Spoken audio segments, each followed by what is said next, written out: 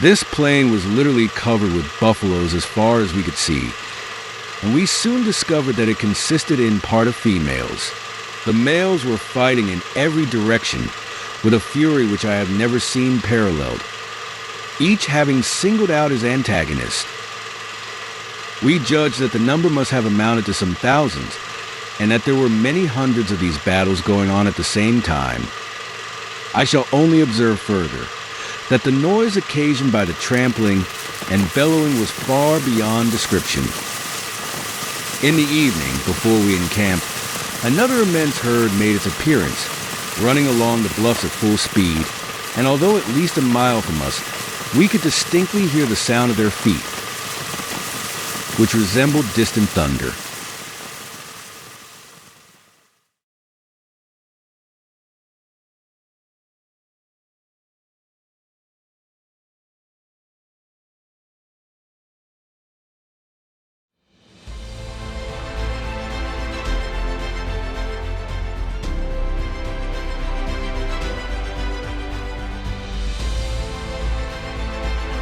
There is nothing else like it. The largest animal in North America. An animal that was not only shaped by its environment, it shaped the environment around it. An animal that, when it traveled in herds, was a superorganism on the North American Great Plains.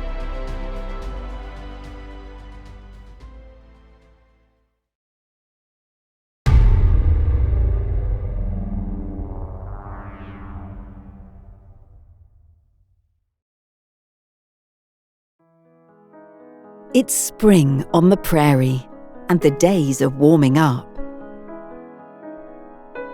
Time for the bison to shed the winter hair.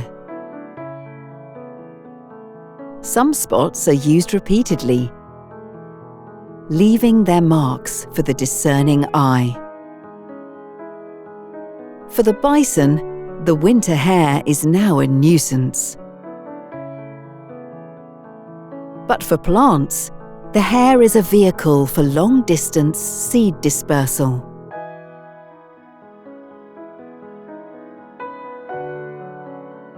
Not all the bison survived the winter in good shape. This animal developed a wound that is being eaten away by maggots. It seems to know its fate. But it did last longer than this bison. Another bison is gnawing on a bone. Perhaps it is a bison bone, maybe even an ancestor. For a bison to eat a bone is unusual, but not unheard of. The bone is providing it calcium. Another example of the circle of life. As green grass emerges, the bison, also known as buffalo, are on the move. This eruption of grass is much needed after a long winter.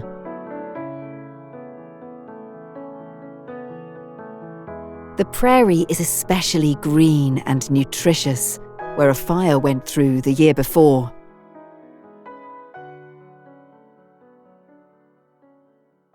But in a grassy clearing, near the edge of a burnt forest, on a hot spring day, a cow has stopped. She is giving birth. The agony is obvious. Although the pain is not so great, it prevents her from a few bites of the new grass before laying back down. The process repeats itself several times as more and more of the calf emerges.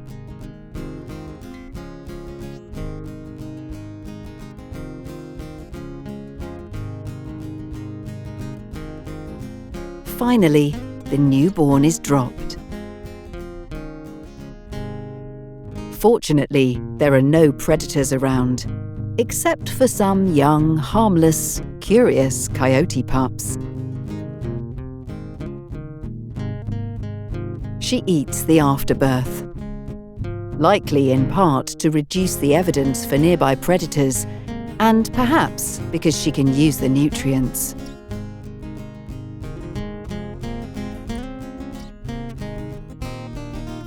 The newborn calf, understandably, seems unsure of its new world.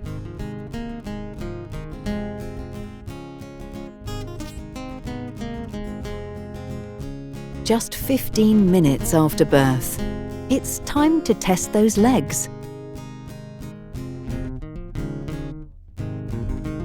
Maybe a little too soon.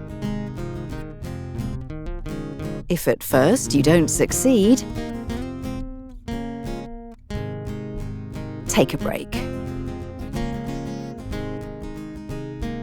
One pup has seen enough. Finally, 30 minutes after emerging into the world, the calf takes its first steps.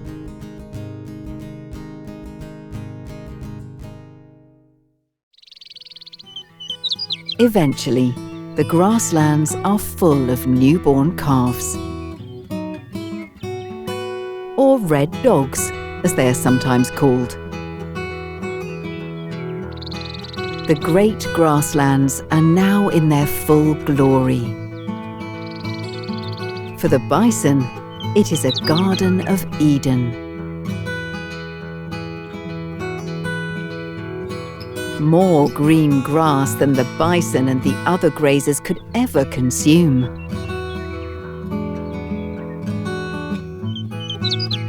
With such a bonanza, it's easy living.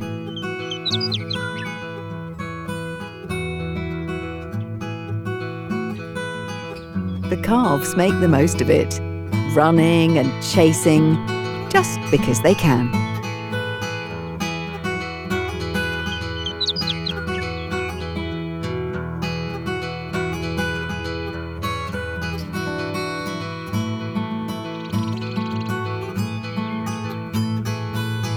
They are getting more sure-footed each day. Even a couple of older, but still not mature bulls are playing. This knocking of skulls is practice for what will come later in the summer. But life is not all easy. A cold spring rain drenches everyone. When it stops, a calf is dead. Close to the tree line, it has been killed by a black bear. The bear can fend off the annoying ravens, but it will need to eat fast before the wolves or grizzly bears find it. However, the local young grizzly pair has found their own calf.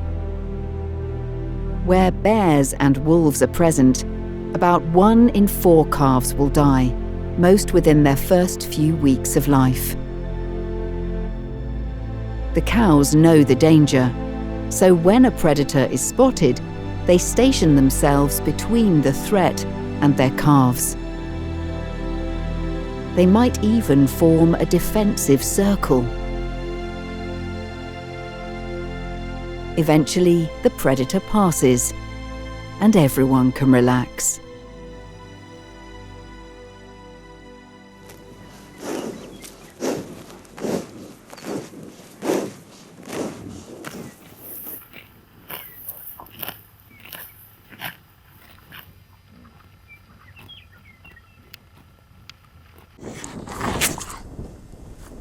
Bison spend about 10 hours a day eating, during which they consume 15 to 30 pounds of grass.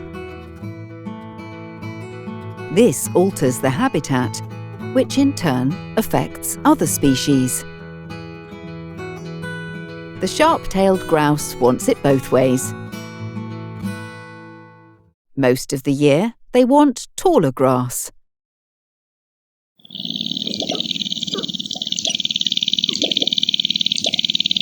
But in the spring, they want areas of very short grass. It's a dancing stage, also known as a lek. The heavily grazed site is perfect for showing off the fancy footwork. On your mark, get set, go!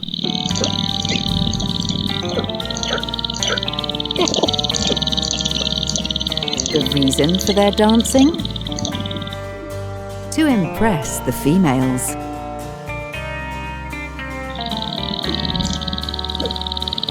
But sometimes the dance floor can get a bit crowded. That's when things between the males get tense. It's a showdown. And nobody wants to be a chicken.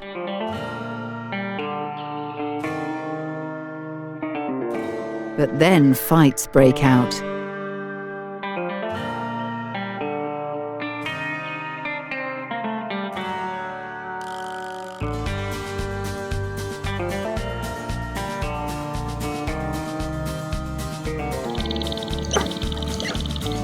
Finally, one dancer has the right moves. But he can't stop dancing.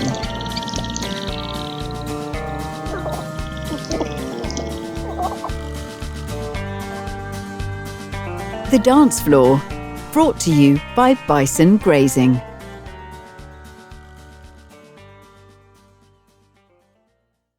Throughout the spring, the bulls have been off by themselves, or in small same-sex groups known as bachelor groups.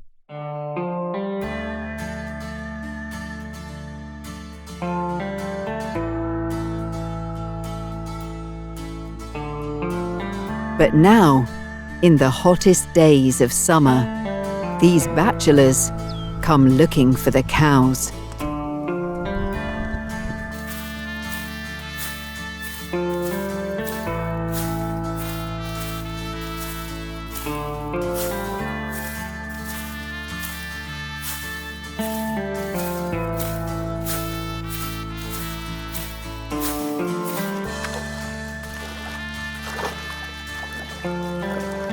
It's the breeding season, also known as the rut.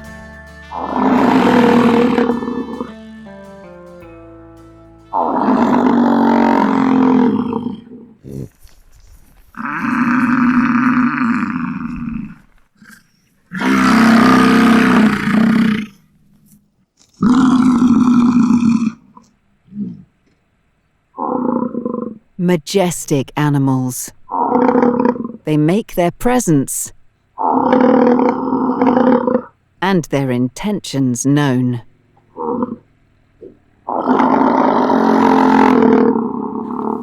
Testosterone surging through their veins. They are boisterous, supercharged, and belligerent.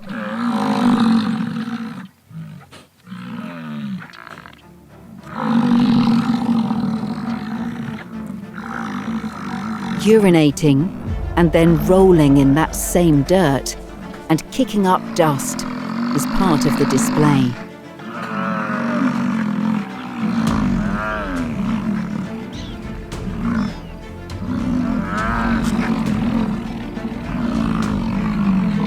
The action often occurs in prairie dog towns, where they send dirt flying.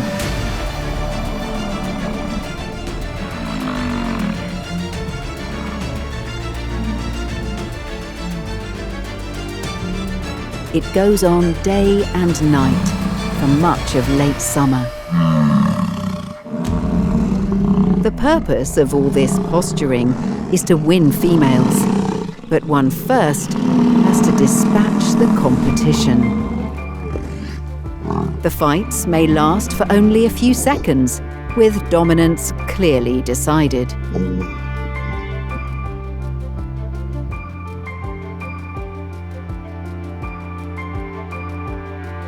These head-to-head collisions send dust and large chunks of hair flying into the hot summer air.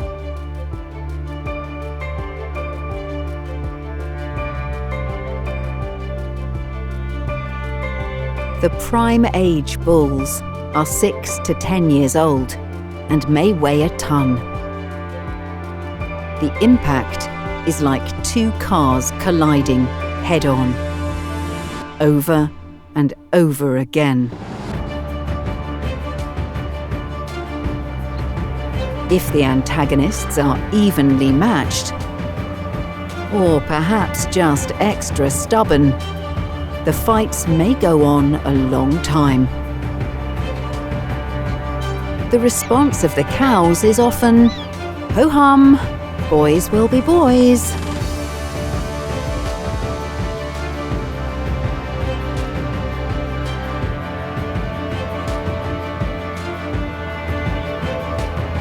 Sometimes other bulls can't help but join the action.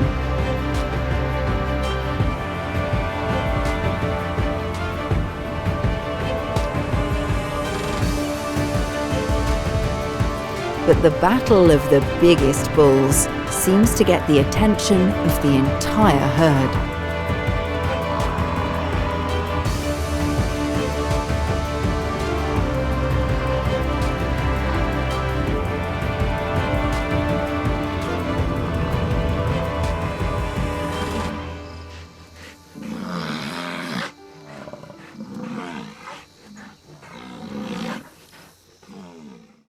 Once the competition is dispatched, the dominant males turn their attention to the females. A curl of the lip intensifies the odour from a cow, letting him know her condition.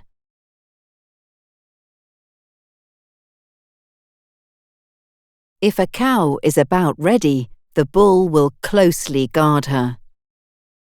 A behaviour known as tending. Wherever she goes, he goes. This can go on all day.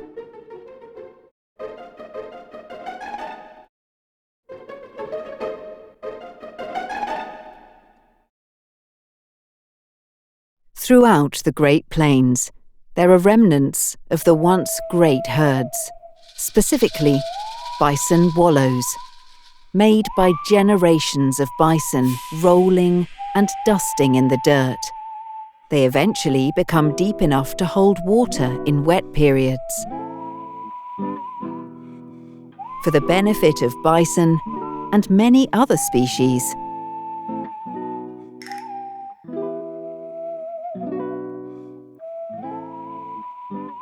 But wallows are not deep enough to hold water in drought. So the bison, needing 5 to 15 gallons of water each day, must be on the move again. Summer temperatures in the plains can reach 100 degrees Fahrenheit.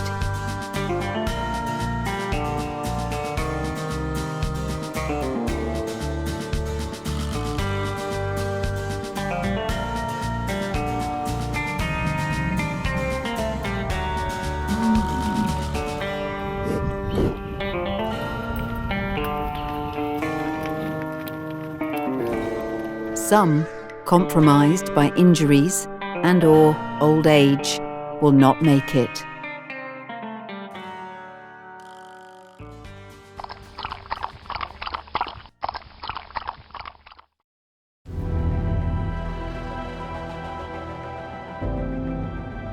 This bison is ailing.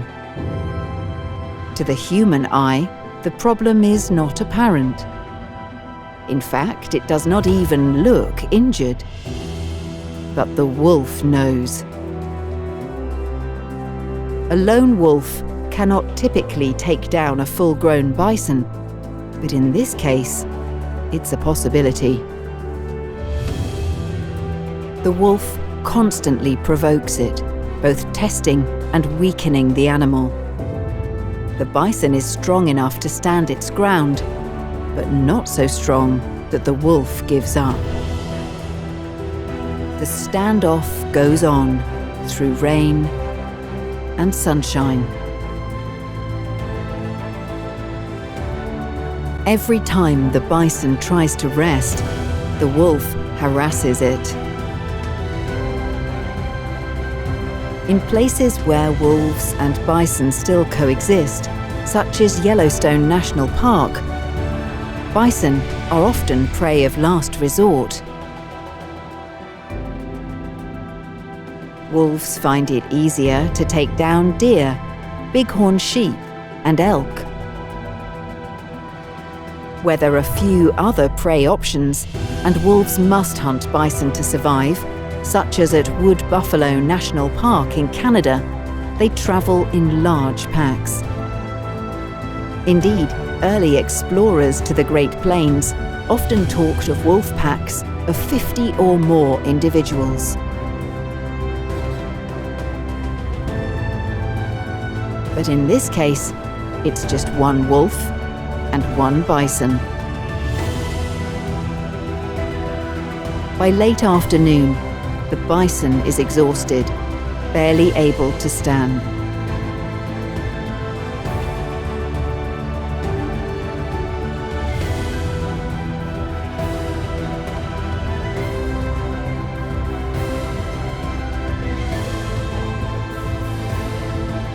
The wolf has a solid bite, but there's no obvious blood.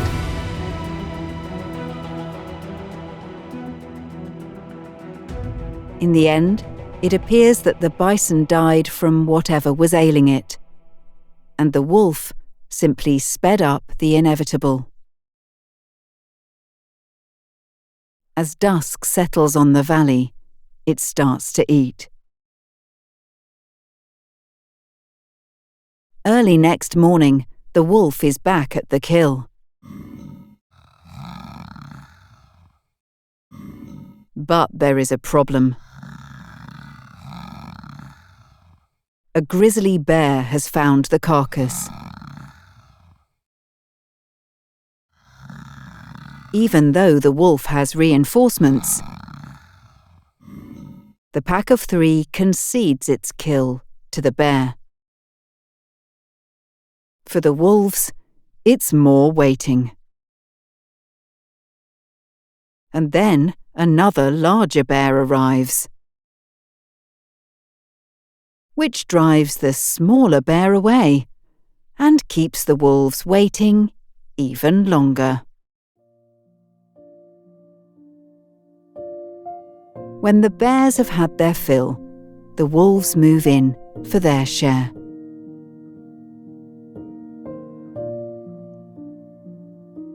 There is plenty left, and now they eat in peace. When the wolves are satiated, the coyotes take their turn. Eventually, ravens, eagles, and other scavengers will all have a piece of what was a 1,000-pound animal. Even in death, the bison is a keystone species. Eventually, winter comes. For bison, the cold is not much of a problem. It just faces the wind chills, which can reach -50 degrees Fahrenheit and takes nature head on. Other prairie animals migrate south, or go underground, or hide out in the gullies. Not the bison. The same animal that just 6 months earlier fought and bred in the scorching summer heat of the plains now seems indifferent to wind chills that would kill most organisms. In fact, for the bison, the wind is a blessing. Out on the plains, the winds prevent the snow from accumulating, allowing the bison to easily snowplow their way to the dried grass. But up in the mountains, things are different. The snow piles up.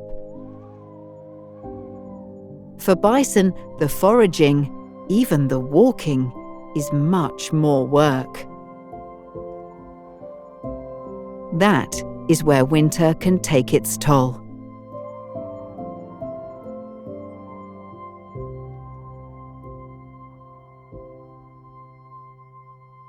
Only the strongest will survive.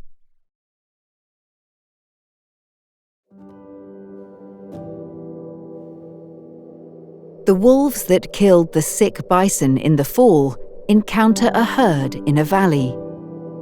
But this time the bison are healthy and they stay together. The defense is impenetrable, so the wolves will have to wait another day. Or form a much bigger pack. The lead bison lifts her tail, a warning to the wolves to back off. She faces them head-on, as with many things in her life.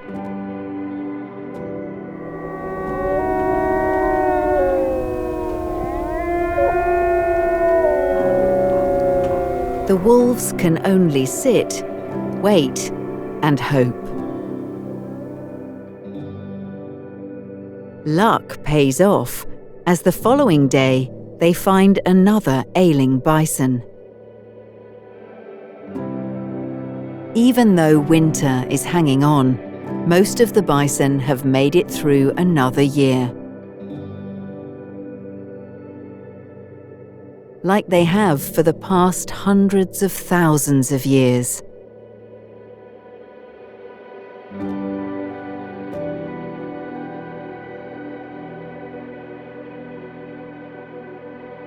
But out on the plains, a once majestic and powerful bison bull has succumbed on its own, perhaps after a long life, siring many offspring. Another bull, perhaps a lifelong traveling partner, seems to mourn his loss. Bison, like elephants, whales, and a few other mammals, seem to have some awareness of death. He will now travel alone for the rest of his days.